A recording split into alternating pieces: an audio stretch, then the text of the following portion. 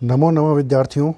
कल के सेशन में हमने राजस्थान माध्यमिक शिक्षा बोर्ड द्वारा आयोजित माध्यमिक परीक्षा 2023 के कक्षा 10 के विषय संस्कृत के मॉडल प्रश्न पत्र खंड अ के प्रश्नोत्तर पर चर्चा की थी और विस्तार से हमने उन प्रश्नोत्तरों को जाना था। आज हम इसी के खंड ब में प्रवेश करने वाले हैं, तो चलिए शुरू करते हैं।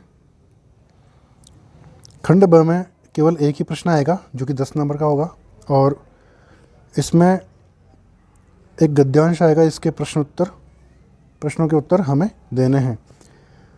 प्रश्न क्रमांक 11, अधोलिखितम अपठित गद्यांशम पठित्वा एतदाधारित प्रश्नानां यथा निर्देशम उत्तराणि लिखत।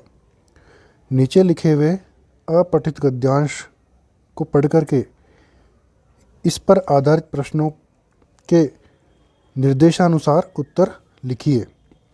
तो हम पहले गद्यांश को पढ़ लेते हैं। मानवस्य बौद्धिक विकासाय ज्ञानवर्धनाय च, मनुष्य के बौद्धिक विकास के लिए और ज्ञानवर्धन के लिए पुस्तकालयों का महत्वपूर्ण स्थानम वर्तते, महत्वपूर्ण स्थान है। पुस्तकालयेषु, पुस्तकालयों में विविध पुस्तकानां संग्रहो भवति, विभिन्न प्रकार की पुस्तकों का संग्रह होता है। अत्र विविध भाषाणां पत्र पत्रिकादयोपि, यहाँ पर अलग अलग भाषाओं के पत्र पत्रिका भी प्रतिदिनम आयान्ति, रोज़ाना आते हैं। अस्माकं पुस्तकालयः, हमारा पुस्तकालय नगरस्य रमणीय स्थाने वर्तते, नगर के सुंदर स्थान पर है। अस्मिन् 10,000 पुस्तकानि सन्ति, इसमें 10,000 पुस्तकें हैं। अस्माकं पुस्तकालये, हमारे पुस्तकालय में हिंदी आंग्ल संस्कृत भाषाणां पत्र पत्रिकाः प्रतिदिनम आयान्ति, हिंदी अंग्रेजी संस्कृत भाषाओं के पत्र पत्रिकाएं रोजाना आते हैं। अस्य समीपे, इसके पास में एकः वाचनालयः वर्तते, एक वाचनालय भी है जहाँ पर हम बैठ कर के पुस्तकें पढ़ सकते हैं। यत्र बहवः जनाः, जहाँ पर बहुत से लोग, छात्राः, छात्र, युवतयश्च और युवतियाँ, प्रतिदिनम आगत्य, रोजाना आकर के स्वाध्यायम कुर्वन्ति, स्वाध्याय करते हैं अर्थात पढ़ते हैं। अस्माकं पुस्तकालयस्य भवनम, हमारे पुस्तकालय का भवन या बिल्डिंग विशालम रमणीयञ्च वर्तते, बड़ा और सुंदर है। अस्य पुस्तकालयस्य सर्वे जनाः प्रशंसां कुर्वन्ति, इस पुस्तकालय की सभी लोग प्रशंसा करते हैं। अस्माकं ज्ञानवर्धनाय, हमारे ज्ञान को बढ़ाने के लिए अस्य महती भूमिका वर्तते, इसकी बहुत बड़ी भूमिका है। अयम एकः आदर्शः पुस्तकालयः वर्तते, यह एक आदर्श पुस्तकालय है। इस प्रकार से हमने इस गद्यांश को पढ़ा। अगर आपको अच्छे से उत्तर देने हैं तो गद्यांश को 2-3 बार आप पढ़िए और उसमें से उसका अर्थ निकालने का प्रयास कीजिए ताकि अच्छे से हम उत्तर दे पाएंगे।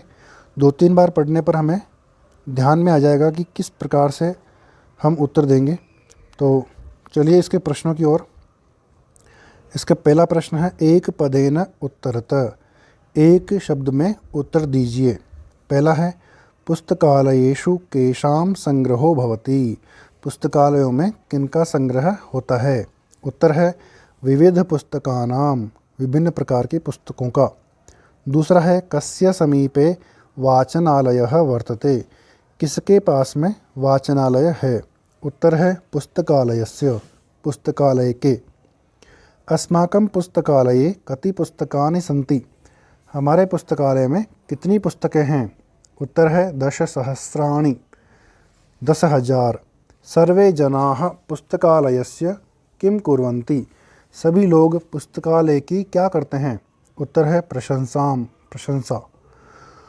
पूर्ण वाक्येन उत्तरत, पूर्ण वाक्य में उत्तर दीजिए। पहला है किमर्थम पुस्तकालयानां महत्वपूर्णं स्थानं वर्तते, किस लिए पुस्तकालयों का महत्वपूर्ण स्थान है। उत्तर है मानवस्य बौद्धिक विकासाय ज्ञानवर्धनाय च पुस्तकालयानां महत्वपूर्णं स्थानं वर्तते, मनुष्य के बौद्धिक विकास के लिए और ज्ञान वर्धन के लिए पुस्तकालयों का महत्वपूर्ण स्थान है। दूसरा है अस्माकं पुस्तकालयः कुत्र वर्तते, हमारा पुस्तकालय कहाँ है। उत्तर है अस्माकं पुस्तकालयः नगरस्य रमणीय स्थाने वर्तते, हमारा पुस्तकालय नगर के सुंदर स्थान पर है। तीसरा है पुस्तकालये के आगत्य स्वाध्यायं कुर्वन्ति, पुस्तकालय में कौन आकर के स्वाध्याय करते हैं। उत्तर है पुस्तकालय बहवः जनाः छात्राः युवतयश्च आगत्य स्वाध्यायं कुर्वन्ति, पुस्तकालय में बहुत से लोग छात्र और युवतियां आकर के स्वाध्याय करते हैं। इस प्रकार से जो एक पद में उत्तर हैं वो 2 नंबर के हैं, अर्थात आधे आधे नंबर का एक प्रश्न है, और जो पूर्ण वाक्य में उत्तर है वो 1-1 नंबर के मिलेंगे। अगला प्रश्न है अस्य गद्यांशस्य समुचितं शीर्षकं लिखत, इस गद्यांश का उचित शीर्षक लिखिए। इस गद्यांश का उचित शीर्षक है अस्माकं पुस्तकालयः, हमारा पुस्तकालय। तो ये 1 नंबर का प्रश्न है। अगर आप 2-3 बार इस गद्यांश को पढ़ेंगे तो आपको शीर्षक लिखने में कोई परेशानी नहीं आएगी और 1 नंबर आप आसानी से ले जा सकते हैं। अगला प्रश्न है उपर्युक्त गद्यांशस्य संक्षिप्तीकरणं कुरुत, उपर्युक्त गद्यांश का संक्षिप्तीकरण अर्थात छोटापन कीजिए, उसको छोटा कीजिए। तो गद्यांश बड़ा था, लगभग 8-10 लाइन का था, उसको हमें 3 से 4 लाइन में लिखना है।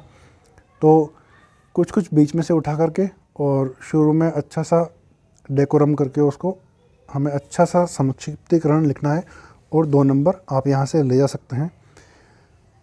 तो अस्माकं पुस्तकालयः नगरस्य रमणीय स्थाने अस्ति, हमारा पुस्तकालय नगर के सुंदर स्थान पर है। अस्य भवनं विशालं सुंदरं च अस्ति, इसका भवन बड़ा और सुंदर है। अस्मिन् 10,000 पुस्तकानि सन्ति, इसमें 10,000 पुस्तकें हैं। अस्य समीपम एकः वाचनालयः अस्ति, इसके पास में एक वाचनालय है।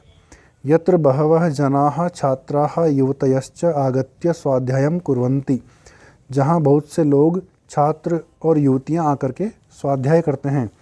अस्माकं ज्ञानवर्धनाय बौद्धिक विकासाय च पुस्तकालयानां महती भूमिका वर्तते, हमारे ज्ञान वर्धन के लिए, बुद्धि के विकास के लिए पुस्तकालयों की बहुत बड़ी भूमिका होती है। अगला प्रश्न है निर्देशानुसारं प्रदत्त विकल्पेभ्यः उचितम उत्तरम चित्वा लिखत, निर्देश के अनुसार दिए हुए विकल्पों में से उचित उत्तर चुन करके लिखिए। पहला है पत्र पत्रिकाः इति कर्तृपदस्य गद्यांशे क्रियापदम किमस्ति, इस कर्ता पद का गद्यांश में क्रियापद कौन सा है। तो उत्तर है आयान्ति। दूसरा है आदर्शः इति विशेषणस्य गद्यांशात् विशेष्य पदम चित्वा लिखत, आदर्श इस विशेषण का गद्यांश में से विशेष्य पद चुन करके लिखो। तो इसका उत्तर है पुस्तकालयः। तीसरा है अस्मिन् इति सर्वनाम पद स्थाने संज्ञा पदम लिखत, अस्मिन् इस सर्वनाम पद के स्थान पर संज्ञा पद लिखिए। तो उत्तर है पुस्तकालये, पुस्तकालय में। चौथा है निंदाम इत्यस्य विलोम पदम गद्यांशात् चित्वा लिखत, निंदाम इसका विलोम पद गद्यांश से चुन करके लिखिए। उत्तर है प्रशंसाम, निंदा का अर्थ होता है बुराई और प्रशंसा का अर्थ होता है बढ़ाई।